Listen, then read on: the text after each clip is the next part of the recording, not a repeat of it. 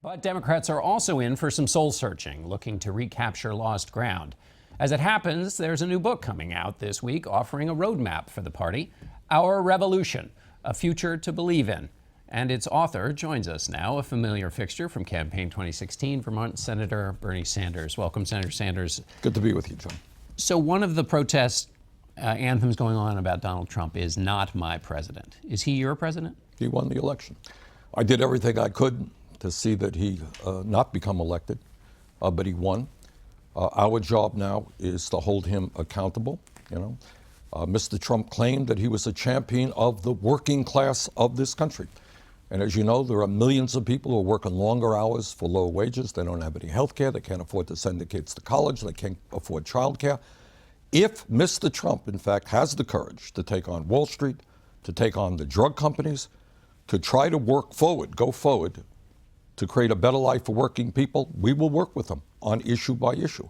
But if his presidency is going to be about discrimination, if it's going to be about scapegoating immigrants or scapegoating African Americans or Muslims, we will oppose him vigorously. A lot of Democrats are bereft at this outcome. And it's not just a loss. There are people who are shaken by this. What is your message to Democrats?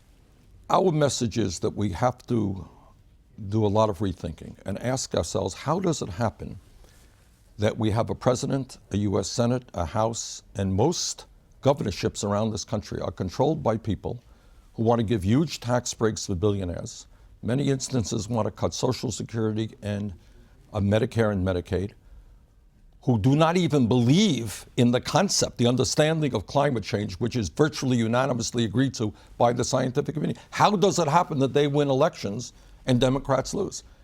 And I think what the conclusion is that Democrats have focused too much with a liberal elite, which is raising incredible sums of money from wealthy people in the upper middle class, but has ignored to a very significant degree the working class and the middle class and low-income people in this country. Look, the truth is, in my view, this country is moving toward an oligarchic form of society where a handful of billionaires and large corporations control the economy. As a result of Citizens United, they now control our political system, where the Koch brothers or the billionaires can buy elections. They have undue influence over the media as well.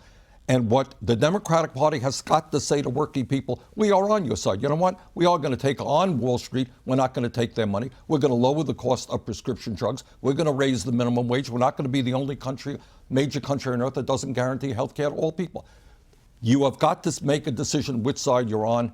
Democrats have got to stand with the working families of this country. How do you read the election result? Was it a failure of Hillary Clinton to turn out Democrats to reach that voice, or was it a victory for Donald Trump? I think it was both.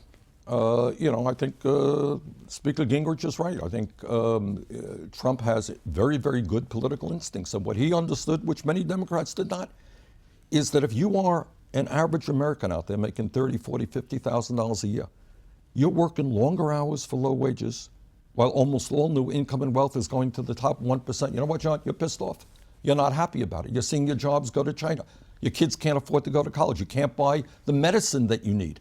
You're worried to death about the future generation.